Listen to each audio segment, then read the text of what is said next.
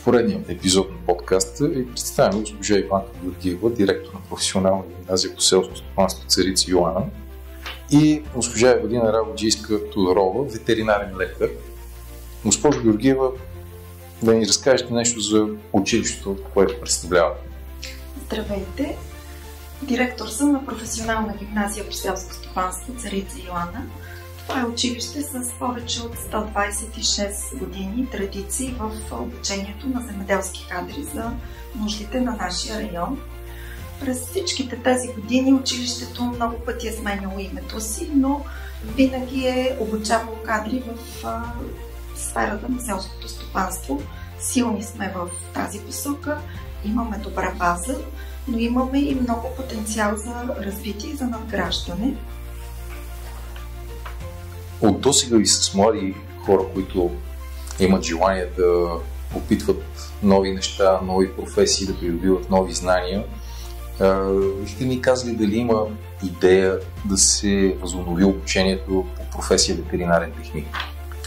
Да, тази професия е традиционна за нашето училище. В годините назад ние сме обучавали ученици, но по ред причини преустановихме приема.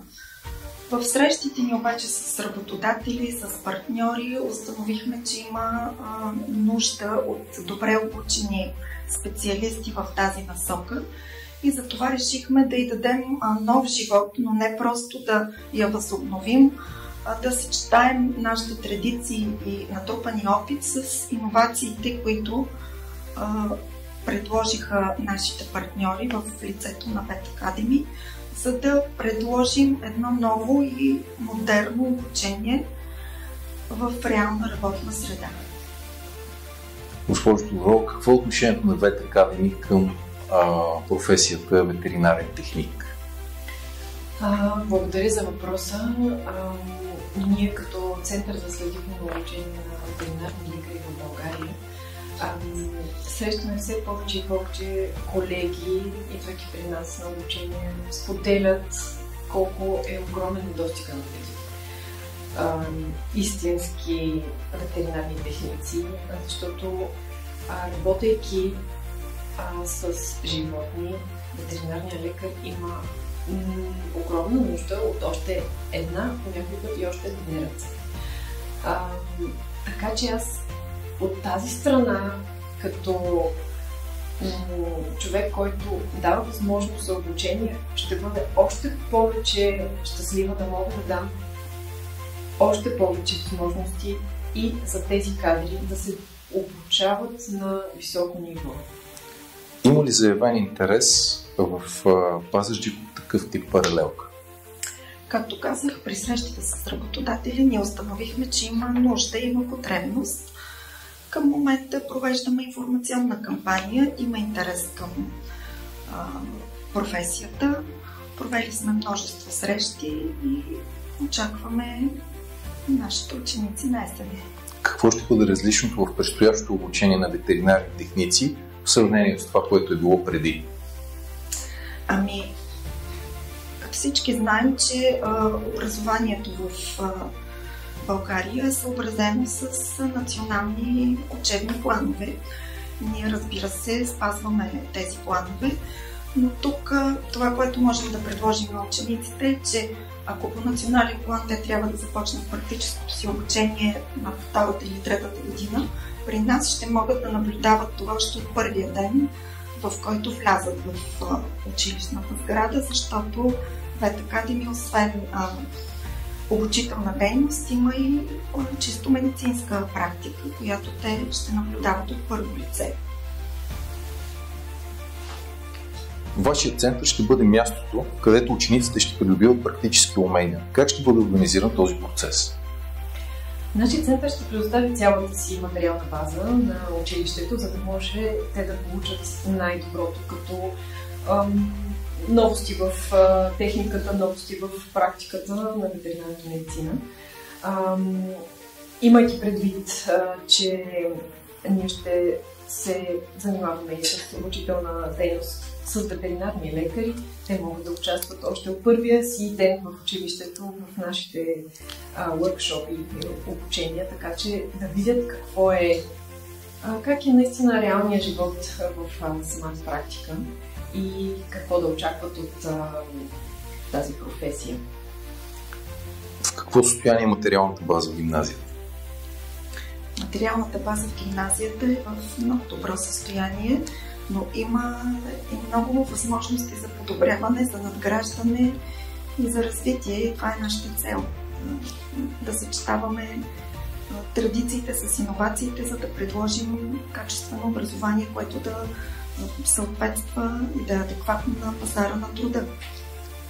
Какво би било значението на професията ветеринарен техник в актуалните реалности на пазара на труда и в образованието? Какви са основните задачи и отговорности пред младите хора, които биха избрали тази професия? Както вече споменах, ветеринарен лекар без ветеринарен техник е наистина доста трудна задача. Така че една такава професия на млад човек първо ще му донесе много голямо разнообразие в неговото ежедневие, тъй като ни се занимава всеки ден с много различни случаи. Той може да избере дали ще се занимава с дребни животни, дали ще се занимава с едри животни, дали пък няма да отвори собствена ферма и се грижи на много по-добро ниво за здравето на тези животни, така че да има добра продукция накрая и добра печалба. Ние като ветеринарен обучителен център ще направим абсолютно всичкото, за да може знанията на тези нови кадри да са на актуално ниво, така че те да са подготвени за пазара на работната ръка към този момент в България. Трябва ли младите специалисти да притежават специфични качества и умения, за да изпълнят съдържание в професията ветеринарен техник? Може би едно от основополагащите качества е да имаш сърце за животните, но не трябва да е единственото. Понякога трябва наистина да се гледа реалистично и да се вземе някакво трудно решение. Това в повечето случаи го прави самия лекар, но тези ветеринарни техници и нашите помощници на отлични до нас трябва да са подготвени и за трудни моменти. Вие вече знаете днешния живот. Дребните животни са понякога и част от семейството и естествено понякога се случват и трагични случаи, когато възрастта просто стане много висока или нещо, инцидент се е случило, с такива неща се конфронтират и в ежедневието си ветеринарни техници. Защо е важно една селско-стопанска гимназия да подготви такива специалисти? Ние, ако работим в образованието, трябва да излъчим кадри, които да са адекватни, да задоволяват нуждата от кадри на пазара, на които изисква района и пазара на труда. Като аграрен и селско-стопански район, ние имаме нужда от такива специалисти. Това сме го установили при нашите контакти с работодателите и затова вярваме, че това е една добра перспектива за бъдещите наши ученици. Как отчитате този факт и би ли допринесъл той за развитието на селското стопанство в целия регион? Разбира се, ветеринарният техник има ключова роля в грижата за животните. Би бил от голяма полза за сектора. Как бихте вдъхновили младите хора и въобще какво би било вашето послание към тях в момент на колебание дали да изберат тази професия и да предприемат ли първата стъпка и да се запишат в бъдеща паралелка за ветеринарни техници? Ветеринарният техник е професия, която изисква много състрадание, отговорност, широко сърце. Затова на всички ученици, които имат отношение към животните, ги каня да се присъединят към нашата общност, към нашето училище, защото това е професия с мисия, но и с много голяма перспектива за развитие. Затова, ако желаят да се обучават в професия с мисия и перспектива, са добре дошли и очакваме при нас. Аз бих искала също да добавя с навлизането на изкуствения интелект в всички сфери на живота. Професиите, които ще останат след 5 години, започват да стават все по-малко и една от тях е ветеринарният техник, защото това е нещо, което изкуственият интелект не може да прави. Може само да замести някои малки задачи на ветеринарния техник, като протоколиране, но няма да го замести.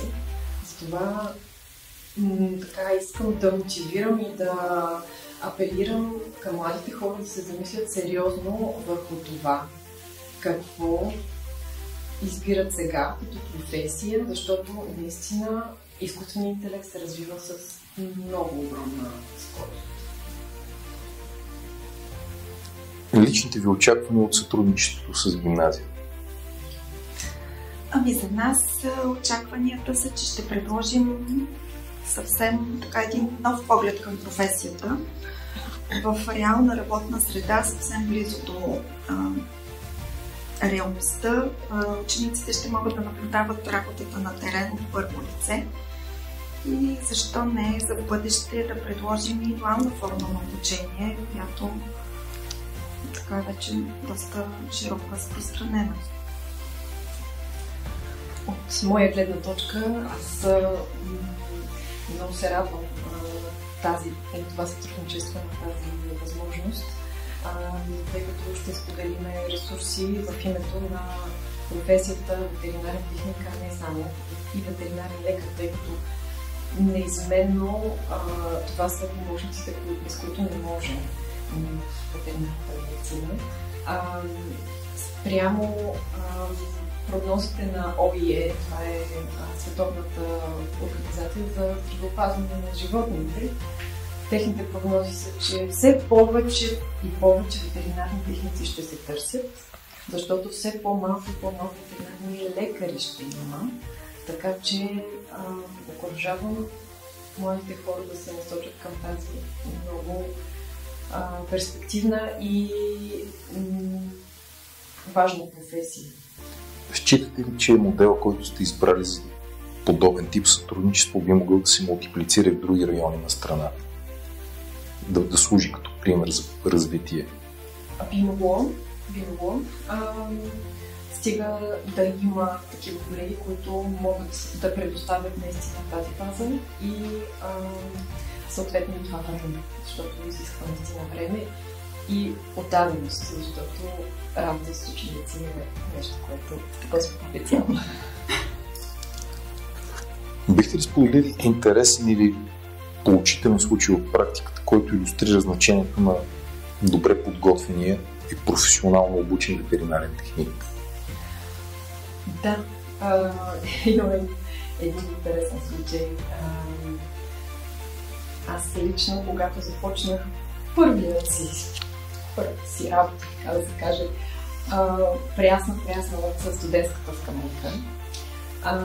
Все още нямах така досег до толкова много клиенти и случаи, които се случват на реалния живот. Тогава ветеринарният техник на практиката, където бях назначена, изигра много голяма роля за мене, защото тя буквално ми помогна в не само комуникацията с клиентите, тъй като те понякога имат много специфики и трябва да се внимава. Тя познаваше добре клиентелата, много добре ги насочи и също така мен насочи как да си свърши добре работата. Това е примера за ветеринарен техник, който наистина помага и си върши работа. Какви са предизвикателствата пред професията на ветеринарния техник днес? Имайки предвид обучителните планове, които са за тази професия, официалните, има доста неща, които не се преподават, а пък после в реалния живот се изискват от тези кадри. Като, например, асистиране в операция в древни животни, подготовка за по-специфични прегледи, като офталмологични прегледи, работа с по-високо технологични неща, като CT, MRI, ямара на български. Това го няма заложено в учебните планове. И също като цяло работата в клиника за древни животни на тази професия е много малко заложено в учебните планове, което ние обаче тук ще добавим в нашата програма, така че те да не трябва допълнително да се обучават още в началото на своята кариера, стартирайки в клиника и практика в древни животни. Преди малко споменахме изкуствения интелект. Как вашия център имплементира новите технологии и иновации в ветеринарната медицина и как би се осъществило предаването на тези знания към учениците? Имайки предвид развитието на технологиите и във ветеринарната медицина, както хуманната, те почти се движат едновременно. Ние предоставяме за нашите колеги в България курсове на тази тематика. Съответно, всичко, което е нужно да знае един ветеринарен техник в тази насока, ще го включим в обучителните планове за ветеринарен техник. Дали ще са знания за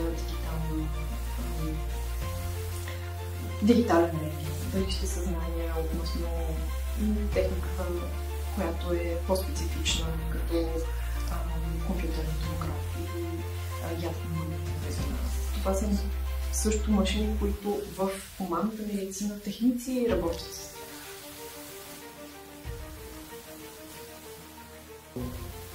Защо младите хора биха избрали да усвоят и практикуват професията ветеринарен техник в България, конкретно в Пазарджик и региона, а не в Германия, Австрия или други страни от Европейския съюз, например? В нашия район, Пазарджишка и Пловдивска област, към настоящата учебна година няма прием в тази професия в друга професионална гимназия. И затова съм убедена, че обучението, учениците, които изберат да се обучават в тази професия, ще имат една много добра перспектива за развитие и в страната, и в чужбина. В настоящия момент възможностите за развитие в България са не по-малки от тези в чужбина. Сферата е добре платена, което също е важно, но освен всичко, това е професия, която изисква и много отдаденост и наред с всички възможности трябва да има и така осъзнатост.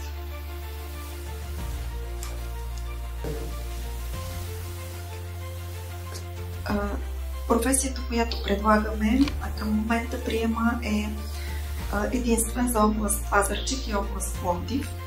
Затова учениците, които изберат да се обучават по тази професия, ще имат една голяма перспектива за развитие, защото, както казах, има ниша в тази сфера. Освен това, сектора е добре платен и има много възможности за развитие. Може би доктор Абаджийска трябва да направи съпоставка, тъй като тя е завършила в Германия и да ни каже от първо лице какви са разликите и възможностите в двете страни. Да, наистина, аз живеях доста дълго там, завърших образованието си като ветеринарен лекар но се реших да дойда в България да продължа, тъй като виждам тук много повече перспектива за развитие като ветеринарен лекар. Един друг аспект обаче искам да обърна внимание.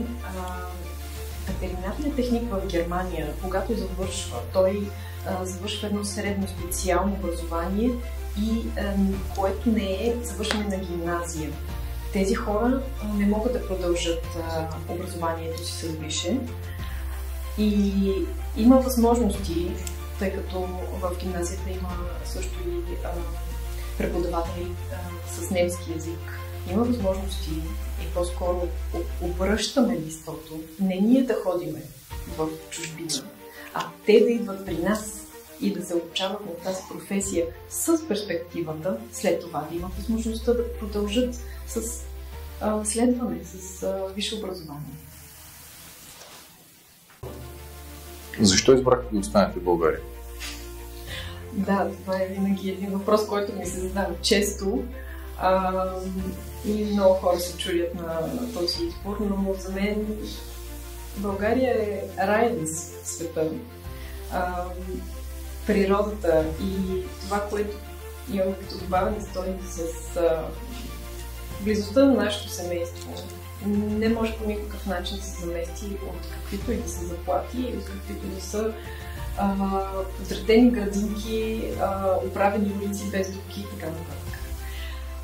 За мен България е перфектното място за развиване на селско стопанство, перфектното място за развиване на животновъдство и това са професиите на бъдещето, защото, както вече споменах, след около 5 години много професиите, благодарение на изкуствения интелект, ще се заминат.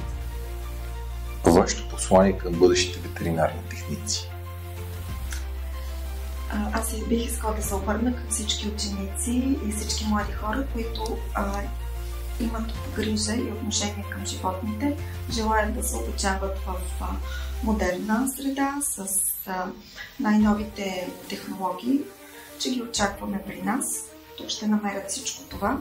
На доктор Рабаджийска и на целият екип на Vet Academy искам да благодаря за това, че те решиха да споделят техния опит, знания и всички ресурси, които имат с нас и с нашите ученици. Вярвам, че това е началото на едно така много добро сътрудничество и взаимен успех.